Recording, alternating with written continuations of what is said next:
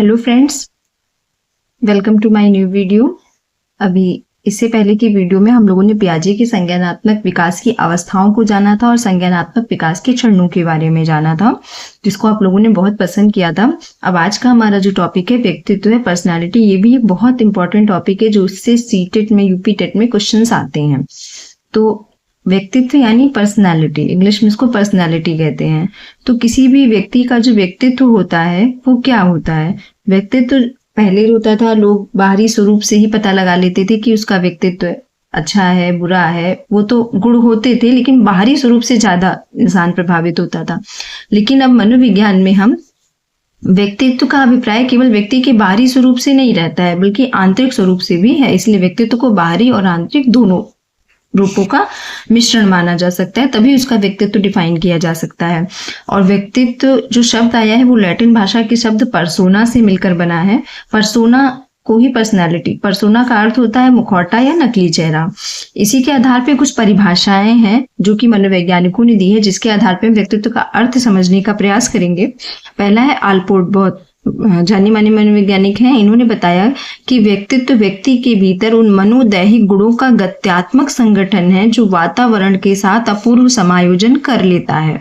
मनोदैहिक का मतलब मन, और दैहिक मतलब आंतरिक भी है और बाहरी गुणों का भी। गत्यात्मक मतलब जो परिवर्तित होता है, गतिशील होता है, वातावरण के साथ अपूर्व समायोजन कर लेता है। मतलब उसका व्यक्तित्व जो होता है वो व्यक्ति को वातावरण के साथ समायोजन करने में हेल्प करता है। वुडवर्थ के अनुसार व्यक्तित्व व्यक्ति की संपूर्ण गुणवत्ता है। कोई किसी का व्यक्तित्व तभी डिफाइन होता है जो उसका पूरी गुणवत्ता जो होती है वही उसका व्यक्तित्व होता है।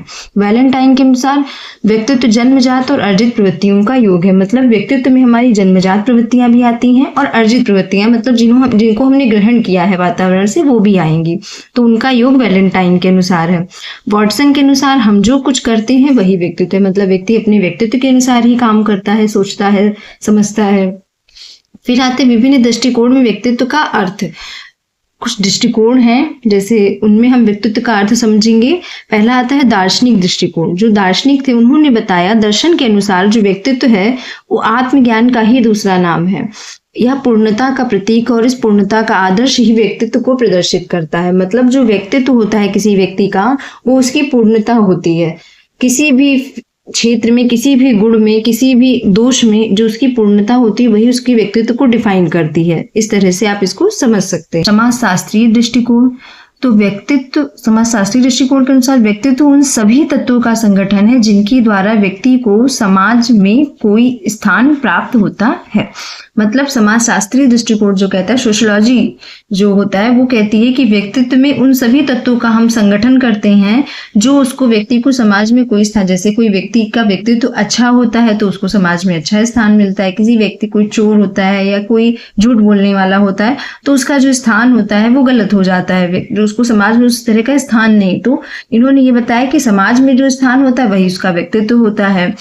फिर मनोवैज्ञानिक दृष्टिकोण क्या कहता है कि इसके अनुसार व्यक्तित्व वंशानुक्रम और वातावरण का संगठित रूप है। मतलब वही जन्मजात और अर्जित। वंशानुगत से उसको जन्मजात प्रवृत्तियां मिलती हैं और वातावरण से उसको अर्जित प्रवृत्तियां मिलती हैं। ये कुछ जो है वैलेंटाइन की परिभाषा से मैच करता है मनोवैज्ञानिक दृष्टिकोण। और इसका एक मनोविश्लेषणात्मक दृष्टिकोण है जो कि बहुत इंपॉर्टेंट है, ये ध्यान रखिएगा। तो इस दृष्टिकोण के जो जन्मदाता थे वो सिगमंड फ्रायड थे। इन्होंने व्यक्तित्व को 3 भागों में बांटा। मनोविश्लेषणात्मक का मतलब उसका विश्लेषण किया इन्होंने। इदम, अहम, परा अहम, इड, ईगो और सुपर ईगो जिसको हम कहते हैं। इदम क्या होता है? तो इदम आप ये ध्यान रखिए, जैसे मैंने एक यहाँ ट्रायंगल बनाया है, आप देख पा रहे हैं, इसमें 3 तरह के मन होते हैं। एक चेतन मन होता है, एक अर्धचेतन मन होता है और एक अचेतन मन होता है हमारा। ठीक है, चेतन मन वो होता है जिसको हम ध्यान दे रहे हैं, जो हमारे जिसको हमने ध्यान दिया, जो हमारे मन में है, हमारे ध्यान में है, वो चीज वो चेतन मन में आता है। जैसे अगर किसी को कुछ पढ़ाया जा रहा है, आप ही लोग कोई चीज देखिए रास्ते में, अगर की कार देखी आपने, उसका पीला रंग आपने देखा, तो हाँ वो पीले रंग की कार थी, ये आपके चेतन मन में रहेगा। लेकिन जो उसकी बैकग्राउंड की चीजें हैं वो भी आपने देखी और वो शायद कभी आपको याद है, लेकिन वो आपके अचेतन मन में रहेंगी। जब आप कभी उसको याद करेंगे या कभी आप उस तरह की चीज को फिर देखेंगे तो आपको वो फिर याद आ जाती है, फिर वो आपके चेतन मन में आ जाती है। और फिर आता है एक अर्धचेतन मन, जो चेतन और अचेतन के बीच में होता है, जिसको आप देखते हैं लेकिन उतना माइंड नहीं करते हैं, वो अर्धचेतन मन कहलाता है। तो इदम चेतन मन में स्थित प्राकृतिक शक्तियां हैं जो अबोध या अज्ञान की अवस्था में मृत होती, मतलब जब तक हमको ज्ञान नहीं होता, जब तक हमको बोध नहीं होता, तब तक वो अचेतन मन में पड़ी रहती हैं। और जैसे हमें ज्ञान हो जाता है, जैसे हमें पता चल जाता है कि ये उससे जुड़ी है, तो तुरंत हमारे चेतन मन में वो आ जाती है, तो इदम कहलाती है। अहम क्या होता है? अहम वह चेतन और तथा चेतन शक्ति है जिसमें तर्क और बुद्धि निहित होती है। अहम में क्या होता है कि हम तर्क भी कर सकते हैं, अपनी बुद्धि के अनुसार काम भी करते हैं।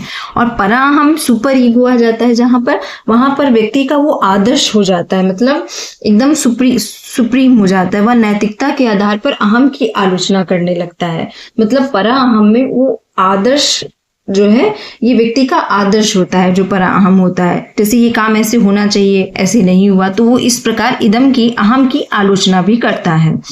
फिर आता है व्यक्तित्व के प्रकार। व्यक्तित्व का वर्गीकरण विभिन्न वैज्ञानिकों ने विभिन्न आधार पर किया है। ठीक है, पहला है विचार शक्ति क्या है, तो ये बहुत इंपॉर्टेंट, इसको भी आप नोट कर लेंगे एक जगह। विचार शक्ति के आधार पे थॉर्नडाइक ने किया।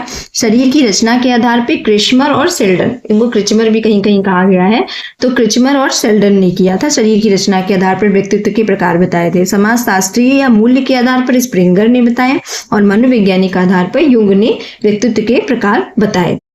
शरीर, पहला है शरीर रचना के आधार पर, जो हमने पढ़ा था अभी कि हाँ व्यक्तित्व के प्रकार क्या क्या है। क्रिचमर या क्रिचमर भी जिनको कहते हैं, उन्होंने व्यक्तित्व के निम्न प्रकार बताए। पहला है स्थूल काय जिसको पिकनिक कहा, सुडौल काय एथलेटिक, क्षीण काय एस्थेनिक, और मिश्रित डिस्प्लास्टिक जिसको कहा गया। ठीक है, ये इनके मनोवैज्ञानिक नाम है। तो स्थूल काय में पिकनिक यानी जो साहसी होते हैं और छोटे कद के होते हैं, स्थूल काय। सुडौल में लंबे चौड़े होंगे। एथलेटिक से आप ये अंदाजा लगा सकते हैं कि खिलाड़ी होंगे। क्षीण काय जो बहुत दुबले पतले होते हैं, कोमल शरीर और अंग बनावट वाले होते हैं। मिश्रित में सभी तरह के असामान्य, जैसे लंबे होंगे, हो सकता है मोटे हों, मतलब ये असामान्य शारीरिक बनावट होती है, इन सभी का ये मिश्रण होते हैं। फिर है शेल्डन के अनुसार, शेल्डन जिन्होंने भी शरीर रचना के आधार पर ही किया था, तो इन्होंने 3 प्रकार बताए, एंडोमार्फिक, मीजोमार्फिक और एक्टोमार्फिक। एंडोमार्फिक क्या होते हैं? गोलकाय, इन्होंने इसको गोलकाय कहा, मतलब आराम पसंद होते हैं, सुख चाहने वाले। इसको आप समझ सकते हैं कि जो थोड़े मोटे थुलथुल होते हैं। मीजोमार्फिक क्या होते हैं? आयताकार होते हैं, इनको याद कर लीजिए, बहुत इंपॉर्टेंट है। मीजोमार्फिक आयताकार, खिलाड़ी या क्रियाशील और शक्तिशाली होते हैं ये। एक्टोमार्फिक लंबाकार यानी दुबले पतले होते हैं और इनकी बौद्धिक शक्ति तेज होती है, इनको इन्होंने एक्टोमार्फिक बताया। फिर आता है मूल्य और समाजशास्त्रीय आधार पर। तो मूल्य और समाजशास्त्रीय आधार पर इन्होंने जो बताया वो स्प्रिंगर ने बताया था। इन्होंने अपनी बुक, इनकी बुक का नाम था टाइप्स ऑफ मैन, इन्होंने व्यक्तित्व के निम्न प्रकार बताए थे। तो इसको हम एक ट्रिक की मदद से पढ़ेंगे तो जल्दी पढ़ लेंगे। आशा राधा से सुंदर है, एक ट्रिक है ये। तो आशा मतलब इन्होंने जो प्रकार बताए व्यक्तित्व के वो निम्न, आर्थिक, फिर शा से शारीरिक है, रा से राजनीतिक है, धा से धार्मिक है, सा से सैद्धांतिक है, और सुंदर से आप ये ले लेंगे, सुंदर जो है पूरा, इससे आप ले लेंगे कि सौंदर्यात्मक है। ठीक है, तो इन्होंने इस तरह से 6 प्रकार बताए। कितने प्रकार बताए व्यक्तित्व के? 6। इसी ट्रिक की मदद से आप याद कर लेंगे, आर्थिक, शारीरिक, सैद्धांतिक, राजनीतिक, धार्मिक और सौंदर्यात्मक। फिर आता है मनोवैज्ञानिक आधार पर व्यक्तित्व के कितने प्रकार होते हैं। तो ये भी इंपॉर्टेंट है कि युंग नामक शिक्षा शास्त्री ने मनोवैज्ञानिक आधार पर व्यक्तित्व के 3 प्रकार बताए थे, अंतर्मुखी, बहिर्मुखी और उभयमुखी। जो अंतर्मुखी हैं उनको इंट्रोवर्ट कहते हैं इंग्लिश में, बहिर्मुखी एक्सट्रोवर्ट कहलाते हैं और उभयमुखी एम्बिवर्ट कहलाते हैं, मतलब इनमें दोनों तरह के गुण पाए जाते हैं, अंतर्मुखी और बहिर्मुखी दोनों तरह के। तो जो अंतर्मुखी होते हैं वो ज्यादातर आपको दार्शनिक या लेखक, इनका जो व्यक्तित्व कहलाता है अंतर्मुखी कहलाता है। बहिर्मुखी जो एक्सट्रोवर्ट होते हैं, जो अपनी बात को कह देते हैं, नेता कहलाते, ज्यादातर नेता होते हैं इसमें, इनको कहा जाता है। और उभयमुखी में दोनों तरह का मिश्रित आता है। फिर आता अंतर्मुखी, पहला था अंतर्मुखी। तो अंतर्मुखी इनकी विशेषताएं क्या क्या होती है? इनको विचार प्रधान भी कह सकते हैं, भाव प्रधान, तर्क प्रधान और दिव्य दृष्टि प्रधान। मतलब ये मनन चिंतन ये ज्यादा करते हैं, बोलते कम है, विचार प्रधान ज्यादा होते हैं। ये एकाकी होते हैं, इनकी जो विशेषताएं हैं वो बताई जा रही हैं। बाह्य जगत की वस्तुओं से कम अनुराग होता है, मतलब लोगों से ज्यादा घुलना मिलना नहीं पसंद करते हैं। व्यवहार कुशल नहीं होते हैं, मतलब ये नहीं कि सबसे व्यवहार बनाने चलते फिरते। कम बोलते हैं और सुनना अधिक पसंद करते हैं, मतलब मतलब ये अच्छे श्रोता हो सकते हैं। फिर आता है बहिर्मुखी। बहिर्मुखी क्या होते हैं कि इनकी बाह्य जगत में रुचि होती है, व्यवहार कुशल होते हैं, या इनका बहिर्मुखी है, एक्सट्रोवर्ट है तो व्यवहार अच्छा ही होगा। आप बहिर्मुखी की जब भी विशेषताएं आपको लिखनी हो या पूछा जाए तो आप एक नेता को, अपने जो एक मतलब राजनेता होता है उसको अपने माइंड में ले लीजिए और उसके अनुसार उसके जो व्यक्तित्व आपको समझ में आ रहे हैं वो लिख दीजिए आप, उसकी जो विशेषताएं हैं एक राजनेता के अंदर। जैसे बाह्य जगत में रुचि होती है, व्यवहार कुशल होते हैं, आशावादी होते हैं, सांसारिक प्रशंसा के आकांक्षी भी होते हैं और साहसी भी होते हैं। फिर आता है उभयमुखी। तो अंतर्मुखी और बहिर्मुखी दोनों के गुण जिसमें पाए जाते हैं और वो परिस्थिति के अनुसार बदल लेते हैं। परिस्थिति के अनुसार कभी अंतर्मुखी अपना व्यवहार दिखाते हैं, कभी बहिर्मुखी दिखाते हैं, तो ये उभयमुखी कहलाते हैं। फिर नेक्स्ट टॉपिक है हमारा व्यक्तित्व के सिद्धांत। बहुत इंपॉर्टेंट है, इसको नोट कर लीजिएगा, कहीं पर ये पूछे जाते हैं।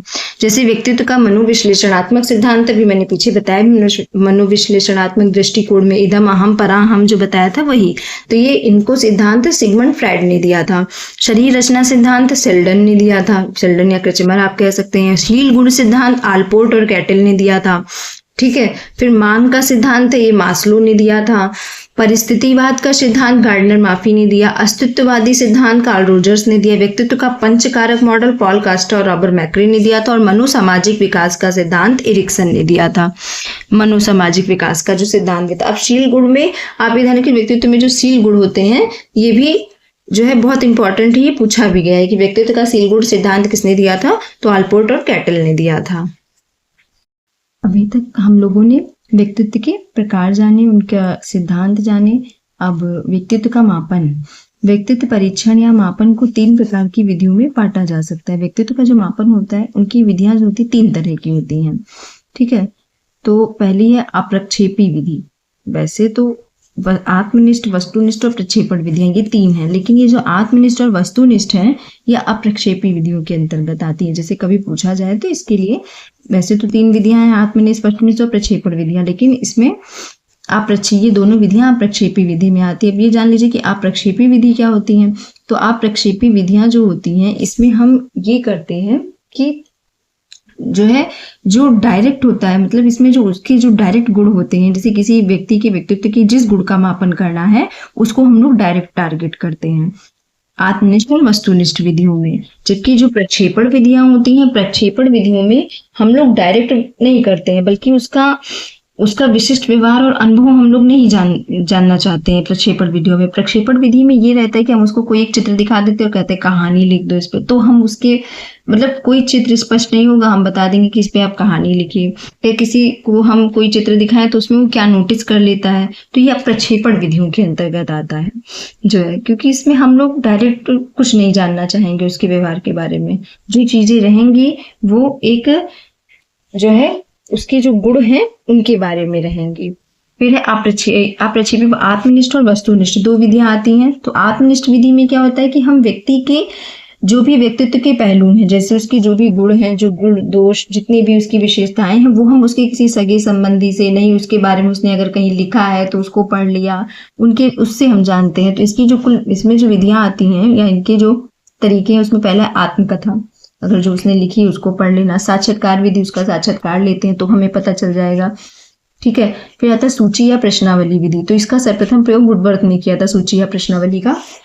और इसमें क्या करते हैं कि हम उसको एक सूची या प्रश्नावली उसके जीवन से रिलेटेड पकड़ा देते हैं, वो टिक करता है तो हम जानते हैं उससे कि उसका व्यक्तित्व क्या है। व्यक्ति वृत्ति इतिहास या जीवन इतिहास विधि, मतलब वो अपना जीवन का इतिहास अगर किसी को बताता है, किसी ने लिखा है, तो वो इस विधि के अंतर्गत, इसके जो प्रवर्तक थे वो टाइडमैन थे। और इसमें 16 PF यानी कि 16 पर्सनैलिटी फैक्टर जो टेस्ट है वो कैटल ने दिया था। ये भी अप्रक्षेपी विधियों के अंतर्गत ही आता है।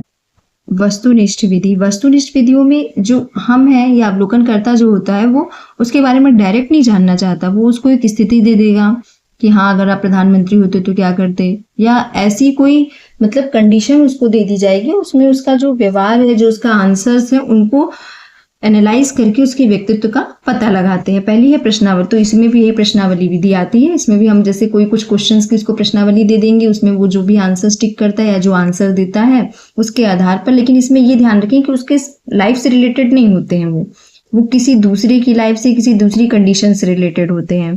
फिर आता है नियंत्रित निरीक्षण। नियंत्रित निरीक्षण में मतलब उसको नियंत्रित निरीक्षण में रखा जाता है उसका निरीक्षण किया जाता है। फिर आती है क्रम निर्धारण मापनी। क्रम निर्धारण मापनी में जैसे उसमें हम दे देते हैं उसको, जैसे हम लोगों के उसमें आता था कि इसको क्रम दीजिए कि कौन सी परिस्थिति पहले आएगी, कौन सी परिस्थिति बाद में आएगी, तो उसके अनुसार उसका पहले उसको दे देंगे क्रम निर्धारित करने के लिए। वो जो क्रम निर्धारित करेगा किसी भी परिस्थिति का, कोई परिस्थिति भी हो सकती है, कोई समस्या हो सकती है, उसके क्रम निर्धारण के अनुसार हम अपना जो है उसका व्यक्तित्व का मापन करेंगे। तो ये जो है जो क्रम निर्धारण मापनी है ये आपकी वस्तुनिष्ठ विधियों में आएगी। और नियंत्रित निरीक्षण विधि में हम इसको, लेकिन नियंत्रित निरीक्षण जो होती है वो प्रयोगशाला में ही संभव होती है। और इसमें क्या होता है कि हम उसको एक अपने एक अंडर में रख करके और उसका निरीक्षण करते हैं कि वो विभिन्न परिस्थितियों में कैसा व्यवहार करता है या क्या आंसर देता है। फिर आती हैं प्रक्षेपण विधियां।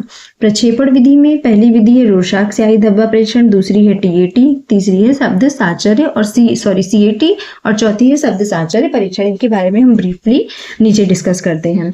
पहला है रोरशाक परीक्षण। तो रोरशाक जो परीक्षण है, इस परीक्षण का निर्माण मनोवैज्ञानिक हरमन रोरशाक ने किया था और ये स्विट्जरलैंड के रहने वाले थे। इन्होंने इस परीक्षण में था क्या, मेन है पॉइंट वो मैं बताती हूँ। इसमें उन्होंने 10 स्याही के धब्बों का प्रयोग किया था, 10 कार्डकों का, जिसमें से जो 10 धब्बे थे उनका प्रयोग किया था जो है कार्ड पे, एक अलग अलग कार्ड थे उन पे इन्होंने प्रयोग किया, जिसमें से जो 5 धब्बे होते थे वो काले रंग या धूसर रंग के होते थे, 3 धब्बे पूर्ण रूपेण रंगदार होते थे और 2 धब्बे काले और लाल रंग के होते थे। तो ये उनको दे देते थे। फिर उसमें से जो भी बंदे को या जिसका भी हम परीक्षण कर रहे हैं उसको जो समझ में आता था वो लिखता था और उसके अनुसार हम उसका मापन करते थे कि इसका व्यक्तित्व क्या है।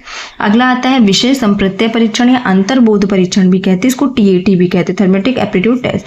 प्रतिपादक इसके कौन थे, मार्गन और मुरे। कहीं जगह मरे भी आपको लिखा मिलेगा, मार्गन और मुरे थे। 1935 में इन्होंने ये परीक्षण दिया था। इसमें 30 चित्र कार्ड होते थे और एक चित्र कार्ड जो होता था वो खाली होता था, और इसमें जो है हम लोग सिर्फ और सिर्फ 20 चित्रों का प्रयोग करते थे। इसमें टीएटी में हम लोग 20 चित्रों का प्रयोग करते थे।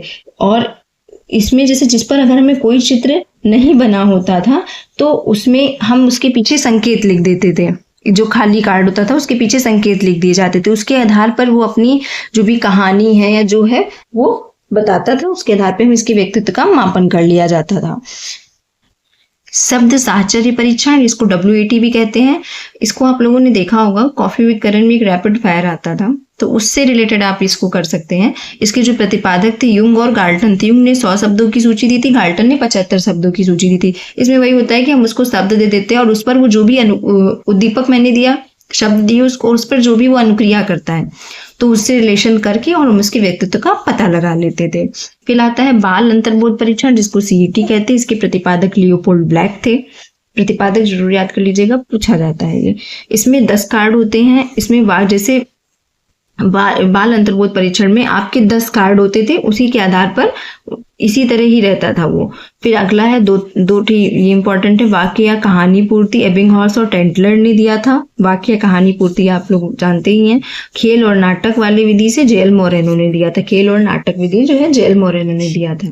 Thank you for watching my video. Please like, share and subscribe करें, और अगर आपको पसंद आता है तो आप कमेंट भी करें।